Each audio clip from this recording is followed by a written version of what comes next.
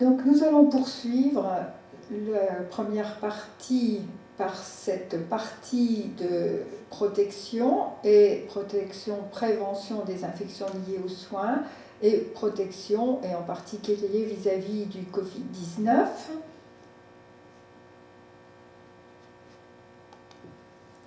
Donc les recommandations actuelles pour le Covid-19, recommandations à la population, donc en plus, bien fortement pour les personnels de santé.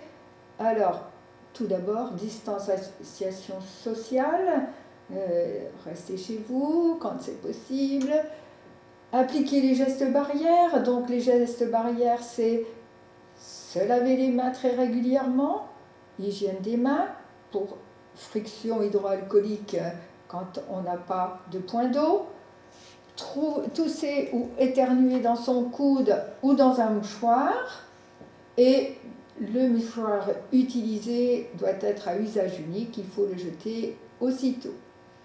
Alors bien sûr, c'est ne pas s'embrasser, ne pas se serrer les mains, et bien si il y a suspicion, autosurveillance des signes de la maladie, et si suspicion, confinement et port de masque chirurgical par le malade s'il n'est pas seul dans son lieu de résidence, et puis ensuite, eh bien, appel d'un médecin, et ensuite, si vous voulez des informations, eh bien, il y a ce numéro, et si les signes s'aggravent, il faut faire le 15. Alors, maintenant, pour tout soin, mais en particulier pendant cette période de Covid-19, on va appliquer les précautions standards. Qu'est-ce que sont ces précautions standards? Ce sont des précautions déjà qui s'appliquent à tous les patients pour prendre en charge tout patient. Ce sont des précautions barrières de protection qui coupent la chaîne de transmission. Et ces précautions sont à respecter par tout soignant, tout professionnel de santé et aidant, que ce soit à l'hôpital, que ce soit en milieu sanitaire, médico-social, en libéral, au domicile des patients. Et c'est à appliquer lors de tout soin pour tout patient, quel que soit son statut infectieux, qu'il soit connu ou suspecté. Et il va concerner aussi le patient lui-même et les visiteurs. Alors, c'est tout d'abord la première précaution standard, je le répète, c'est l'hygiène des mains. L'hygiène des mains, on l'a vu tout à l'heure, on ne va pas en reparler. Ensuite, ce sont des mesures qu'on appelle des équipements de protection individuelle qui vont casser la propagation du micro-organisme, qui vont faire obstacle à cette propagation. Et les mesures barrières vont être appliquées quand il y a un risque soit de contact, soit de projection ou d'aérosolisation de produits biologiques d'origine humaine. Donc, il va y avoir le port de gants, il va y avoir le port d'une surblouse ou d'un tablier et le port de masque. On va voir ces différentes parties.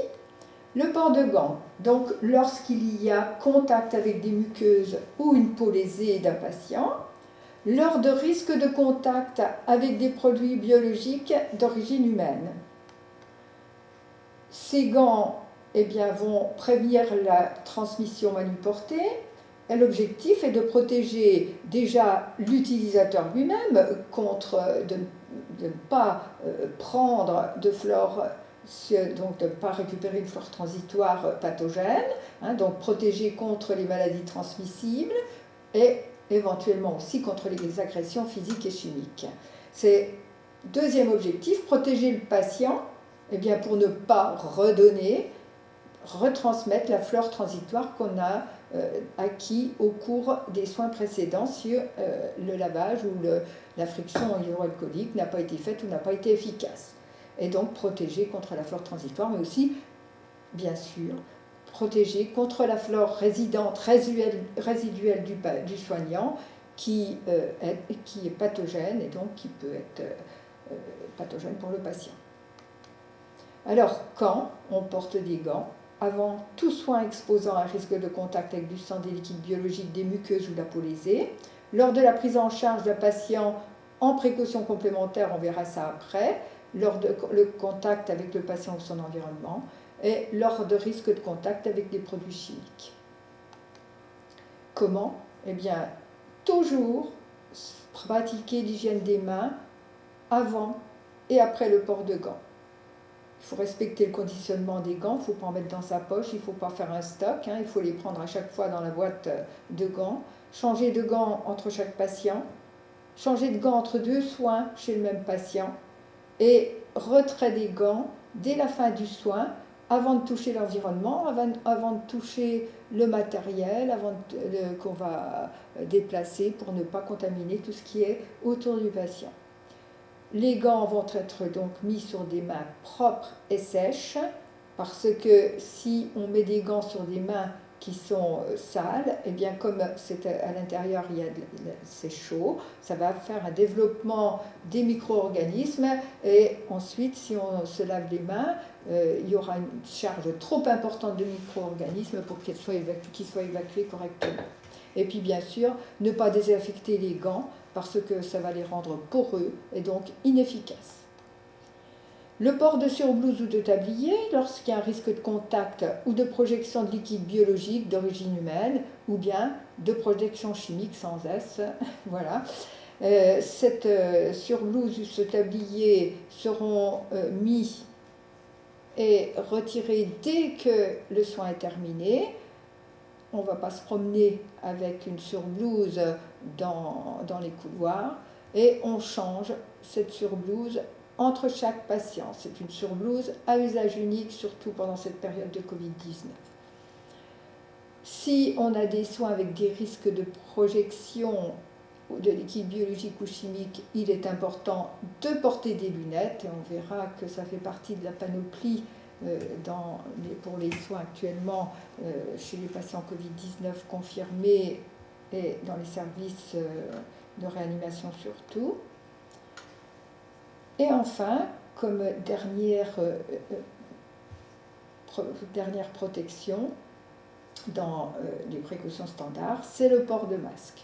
Alors là également, port de masque quand il y a un risque de projection ou d'aérosolisation de produits biologiques d'origine humaine. Et ce masque va jouer un rôle de filtre contre les agents pathogènes ou potentiellement pathogènes qui vont être véhiculés soit par voie gouttelette, soit par voie aérienne. On va voir ensuite les différences entre les deux vis-à-vis des particules qui sont en suspension dans l'air ou dans les gouttelettes. L'objectif de ce masque est d'éviter soit d'inhaler les micro-organismes, soit de projeter des particules aériennes ou gouttelettes qui sont chargées de micro-organismes. Alors, quand doit-on porter ce masque? Eh bien, d'abord, le patient qui est porteur d'une infection pulmonaire ou ORL, donc quand il arrive dans un secteur de rééducation, par exemple, ou quand il arrive dans un secteur hospitalier, ou à l'heure actuelle avec le Covid-19, s'il doit se véhiculer et être au contact d'autres personnes. Le soignant lui-même, s'il est porteur d'une infection ORL ou pulmonaire, et on va voir à l'heure actuelle avec le Covid-19, eh bien, s'il a la possibilité d'avoir des masques, bien sûr, il vaut mieux se protéger et protéger les autres patients, parce qu'on peut être également porteur. Le patient est en isolement protecteur, et là, il n'y a pas le choix, il faut mettre un masque, lors des soins aseptiques et lors de manipulation de produits chimiques. Et donc, en principe, quand on est kinésithérapeute et qu'on pratique de la rééducation respiratoire, il faudrait toujours porter un masque. Et ce port de masque, il concerne les patients, les soignants et les visiteurs.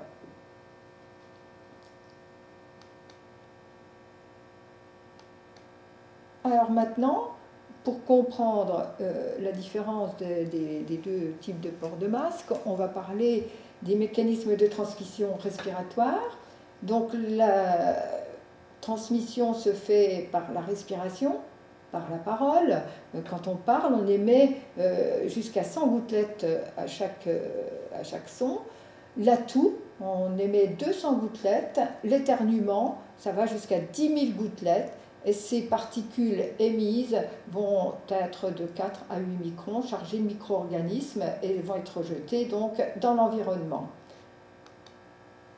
La première, la voie qui n'est pas la plus importante, on va dire, pour le Covid, c'est pas la plus fréquente, on va dire.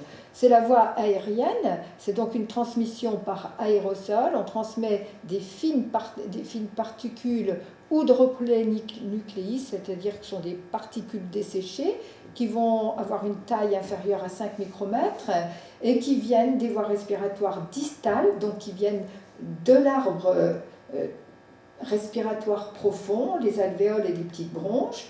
Ces particules sont légères. Elles peuvent donc pénétrer très loin dans l'arbre pulmonaire de celui qui va respirer, et elles sont véhiculées sur des grandes distances dans l'air puisqu'elles vont stagner et être portées par les mouvements browniens de l'air. La deuxième voie qui est la plus fréquente, c'est la voie respiratoire transmission par gouttelettes, c'est-à-dire que les particules les plus grosses, gouttelettes de flux qui vont être supérieures à 5 micromètres, vont être émises soit par le nez, la bouche, le pharynx. Ce sont des gouttelettes, comme elles sont lourdes, elles vont parcourir des distances plus courtes et elles vont rapidement sédimenter, se poser sur l'environnement ou sur le sol. Le risque infectieux lié à ces particules va dépendre bien sûr de la charge en micro-organismes, de la nature des germes et de leur virulence. Donc, on a deux types de masques. On a le masque standard, masque chirurgical, qui va avoir 3 couches avec un média intermédiaire de filtration et une couche externe qui va être déperlante. Et donc, ce type de masque va protéger pour 98% des particules supérieures à 3 micromètres. Les appareils de protection respiratoire qu'on appelle appareils FFP, alors il y a des FFP1, FFP2, FFP3 selon s'il y a une valve ou pas. Ils sont composés de 4 couches avec 2 couches de filtration et donc ils vont filtrer 99,5% des particules supérieures à 1 micromètre. Donc ils vont filtrer les plus petites particules et c'est pourquoi on va les réserver pour la transmission par voie aérienne qui est une transmission de fines particules. Alors le masque chirurgical, puisque à l'heure actuelle on ne sait pas très bien ce qu'on fait et tout le monde essaye de porter un masque, mais il faut savoir que le masque chirurgical, il est destiné à éviter par celui qui le porte lors de l'expiration la projection des sécrétions qui viennent des voies aériennes supérieures ou de la salive et qui peuvent contenir des agents infectieux. Donc, ça va retenir les particules, qu'elles soient fines ou qu'elles soient plus lourdes. Donc, ça retient les particules gouttelettes et les particules air, droplets nucléis. Donc, quand c'est porté par le soignant, il prévient la contamination du patient et de l'environnement. Quand il est porté par le patient contagieux, il prévient la contamination de l'entourage et de l'environnement. Et deuxièmement, il protège celui qui le porte contre les agents infectieux transmissibles uniquement par voie des gouttelettes.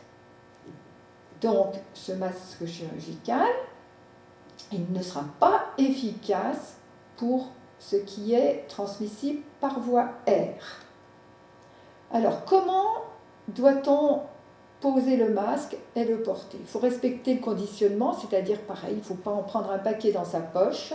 Il faut saisir le masque une fois qu'on s'est lavé les mains ou qu'on a fait une friction hydroalcoolique, saisir le masque par son centre, respecter le sens, L'extérieur, la face déperlante, en général, on voit par les plis qui sont ouverts ou par la couleur. Et la face interne, elle, quand il s'agit des masques chirurgicaux verts, comme ça, la face elle est blanche. Et puis il faut surtout mettre la partie qui va pouvoir s'adapter à la barrette au-dessus.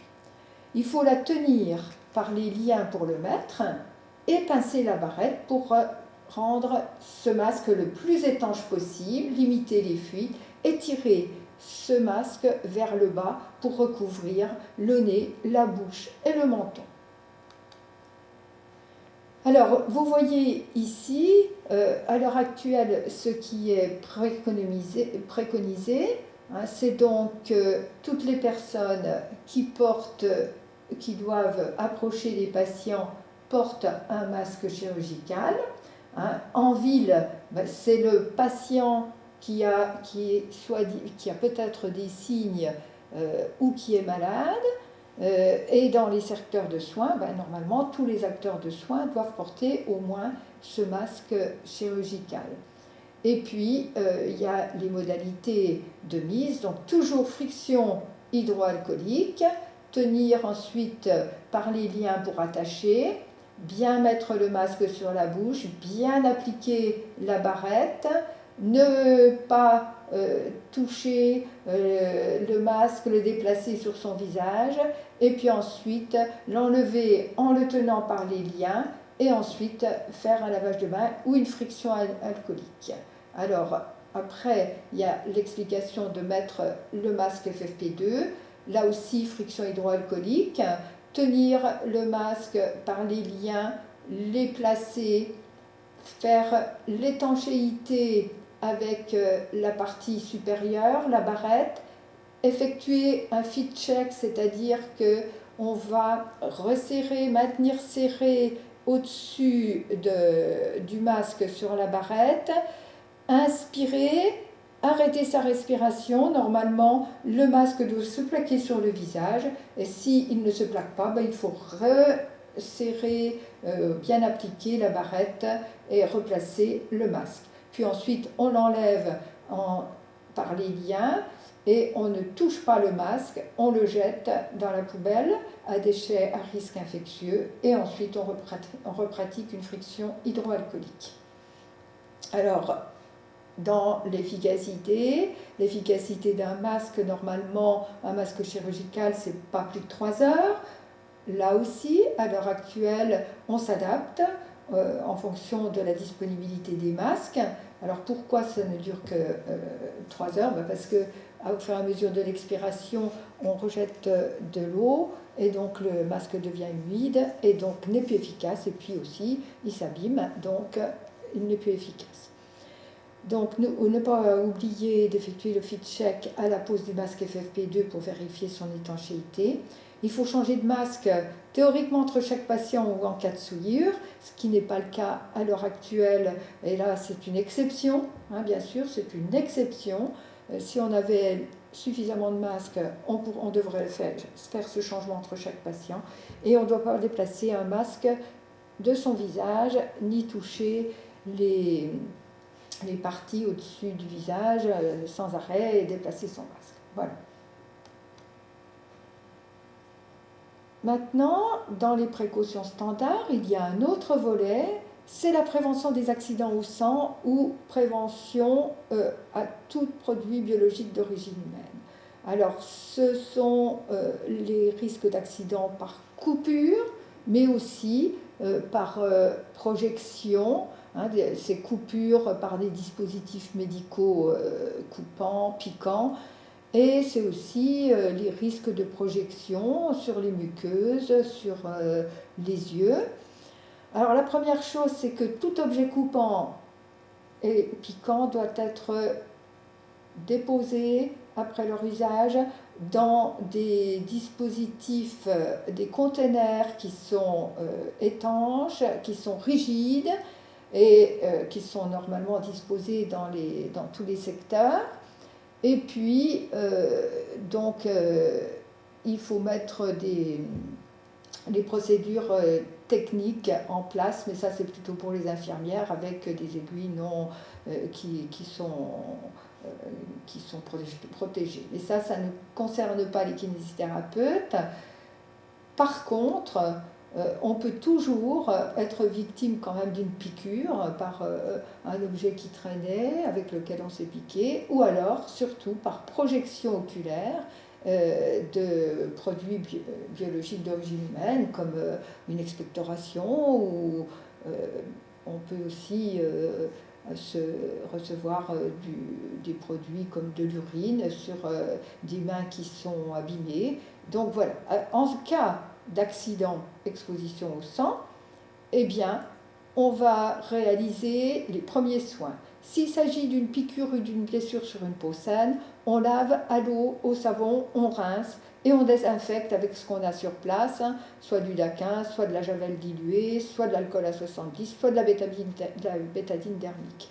Si on a une projection sur des muqueuses ou sur une peau lésée, là on nettoie à l'eau, au savon, on rince et on désinfecte, alors là au moins 5 minutes, avec de la bétadine dermique, du daquin stabilisé ou de l'ibitane aqueuse, donc avec un produit en général non alcoolisé.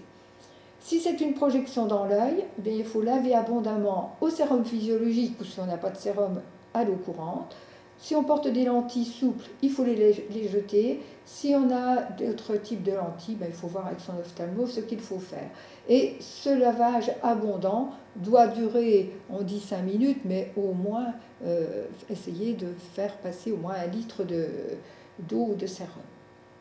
Puis, ensuite, il faut prendre un avis médical immédiat pour évaluer le risque infectieux et pour décider d'un traitement éventuel, faire une déclaration d'accident de travail dans les 24-48 heures, ce sera reconnu en accident de travail, et faire un premier bilan sérologique de soi-même et aussi du patient source avec normalement son consentement pour voir s'il n'était pas infecté. Alors on parle surtout par rapport au virus d'hépatite B, au sida. Et donc, à ce moment-là, on aura une certitude d'un risque plus ou moins élevé. Et après l'accident, il faudra faire des sérologies à 3 et 6 mois en fonction des protocoles et surtout en fonction du statut épidémique du patient, épidémiologique du patient qui a été source, si on le connaît bien sûr. Alors, autre précaution standard, c'est la gestion des excrétas.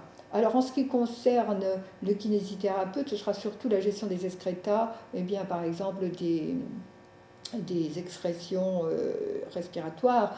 Quand on va auprès d'un patient qu'il expectore, il faut que l'expectoration se fasse dans des mouchoirs à usage unique et jetée dans la poubelle du patient. Quand il s'agit de sondes urinaires, etc., ça concerne plutôt le personnel aide-soignant et hospitalier. Ensuite, la gestion de l'environnement, il va falloir désinfecter, nettoyer l'environnement du patient, tout ce qui gravite autour, bien sûr la literie, la table qui est autour du patient, enfin tout son environnement. Et pour le soin, tout ce qui est matériel qui va être autour du patient, qui aura touché le patient. Et pour le kinésithérapeute, on va être concerné par cette thématique, même par la thématique de la gestion de l'environnement, puisqu'il faut faire le ménage dans son cabinet si on est en libéral. Par contre, dans les structures de soins, ça incombe au personnel ASH spécifique pour cette tâche.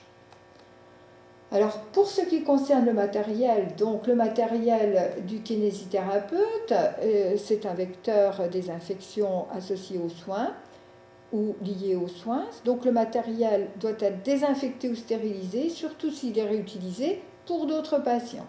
L'objectif étant bien sûr de supprimer tous les germes sur le support.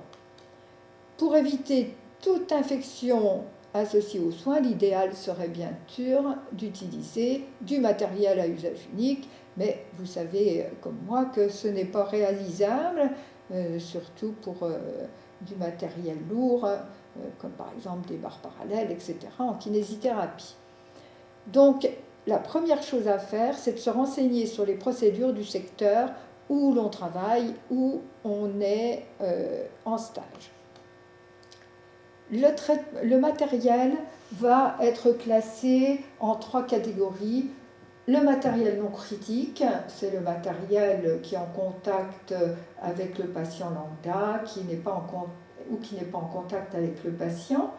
Le matériel semi-critique, c'est le matériel qui va être en contact avec des patients qui vont avoir rejeté des sécrétions. Et puis le matériel critique, le matériel qui est auprès de malades infectés ou qui va être rentré dans des sites anatomiques qui doivent être stériles.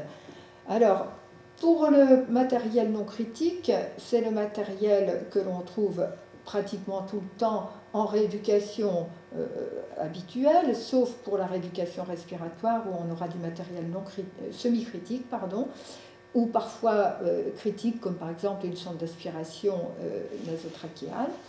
Alors, quant au matériel non critique, c'est le matériel comme les tables de rééducation, le tapis, les espaliers, le vélo, le petit matériel, les haltères, tout ce qui va être touché par le patient, le stéthoscope, et puis ce qui n'est pas en contact avec le patient, comme une cage de polythérapie, des ciseaux, des outils. Alors, ce matériel va subir ce qu'on appelle une décontamination, une désinfection de bas niveau. Alors, ce qui est immergeable va être trempé dans une solution de détergent désinfectant, détergent pour enlever tout ce qui est matière organique et désinfectant pour enlever les micro-organismes. Ce qui n'est pas immergeable va se nettoyer à l'aide soit d'une lavette, soit de lingette. Donc voilà un peu plus de précision. On va pouvoir utiliser des produits détergents désinfectants en spray. On va pulvériser le produit sur une lavette et on va frotter la surface et la laisser sécher pour laisser le temps au produit de faire son action. On va essayer de ne pas pulvériser directement sur les surfaces car il y a des dispersats qui vont se mettre en suspension dans l'air et s'il y a une quantité trop importante, ça peut devenir irritant pour les voies respiratoires. Les lingettes imprégnées de détergent désinfectant, il faut passer la lingette sur le matériel et le laisser sécher. Il y a des lingettes spécifiques alimentaires, surtout dans les milieux où il y a des enfants, et puis dans les milieux de la cuisine. Et puis, on va pouvoir utiliser des solutions de détergents décontaminants qu'on va placer dans une cuvette parce que ce sont des quantités plus importantes quand on est par exemple à l'hôpital.